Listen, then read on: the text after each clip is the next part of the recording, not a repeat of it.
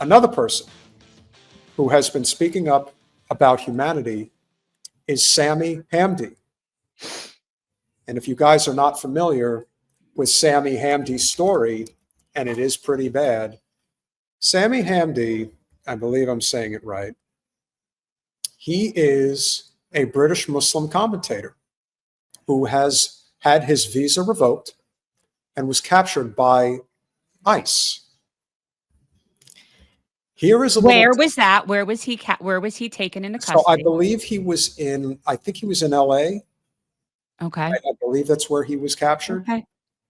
And here is a person who has very strong opinions about Israel and just our global political disposition in general.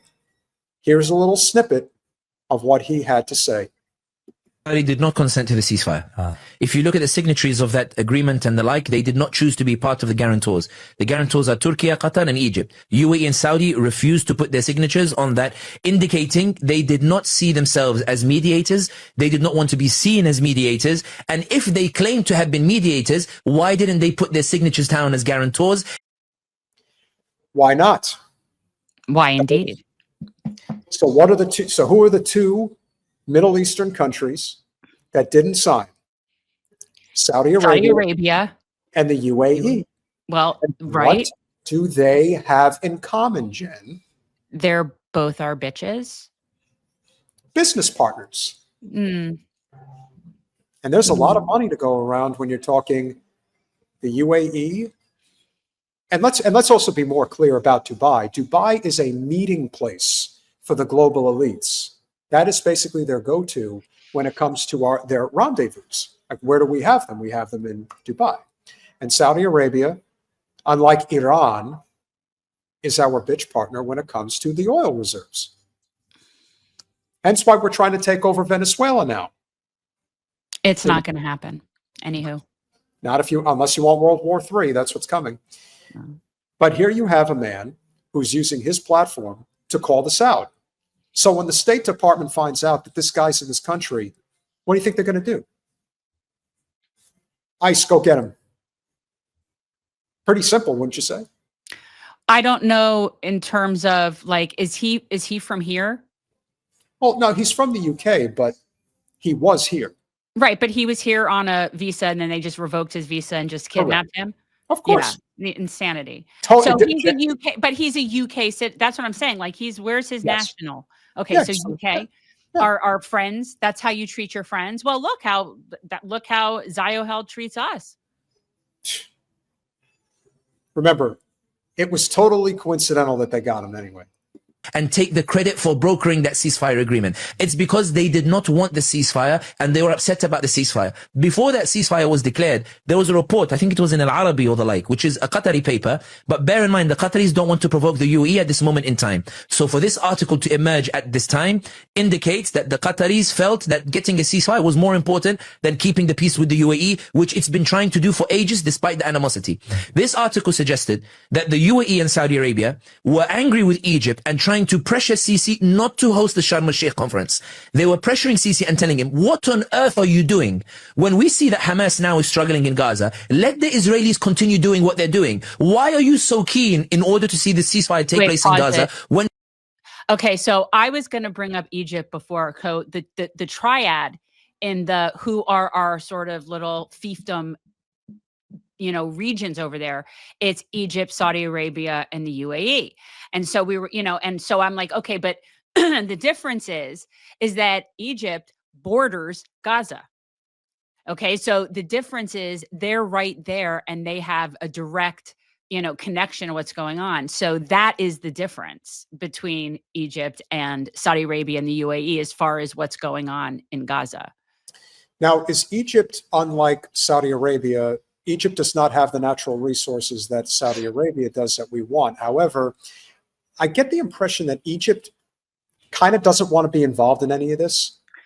There's weird, look, there's sort of like, I would say, transcontinental rivalries and all sorts of shit that goes on there in terms of who's who There just is. The fact that Egypt is Africa and the other countries are Asia, and there's a very big difference in terms of the Muslim sects, and it's conflicted.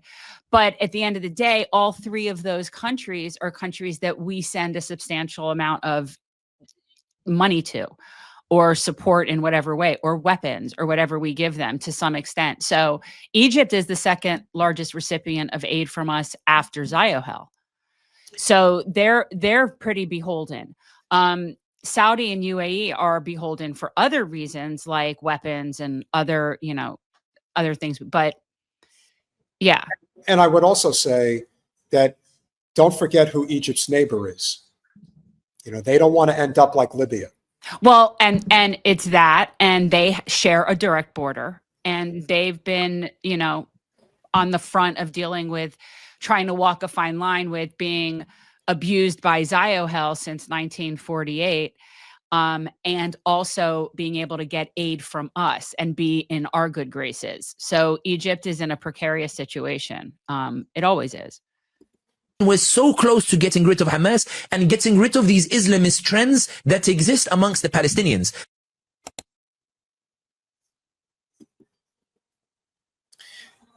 Much as we've said regarding Milikowski, Netanyahu, the goal, much like our economic system driven by the war machine, very much like the Roman Empire, the Ottoman Empire, and even the British Empire, over an overt military expansion is ultimately what leads to the collapse of the empire. We are at that stage now in what you would be considered, Jen, the hog stage of overexpansion. Yes, pigs get fat, hogs get slaughtered, and we are definitely the hog of the universe.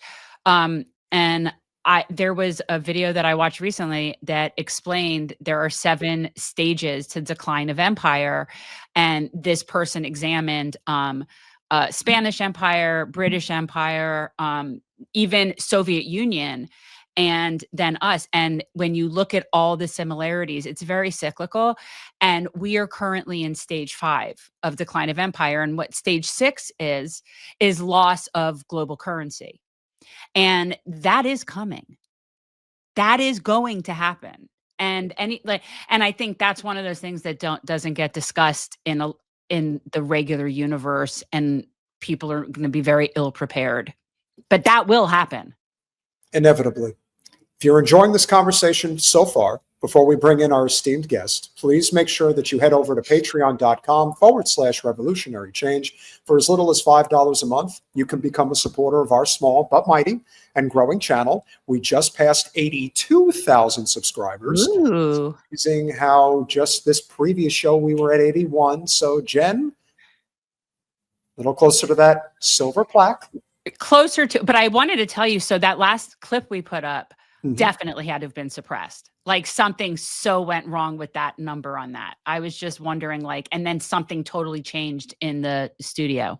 So we get bouts of suppression on the regular, as everybody knows, because if there's one thing that is very consistent about our channel is that people who discover it love it.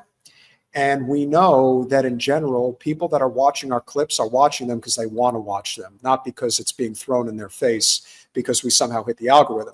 And then when we did a clip regarding regime change in Venezuela, probably using the term regime change didn't sit very well with the algorithm. So they automatically kick that down and don't want us to talk about it. There it is. Step. Yeah, we got to get a little bit more creative. I was going to say, you and I are just sort of like put it out there people, and we need to be a lot more like subtle. careful. Yeah. Maybe be a little subtle.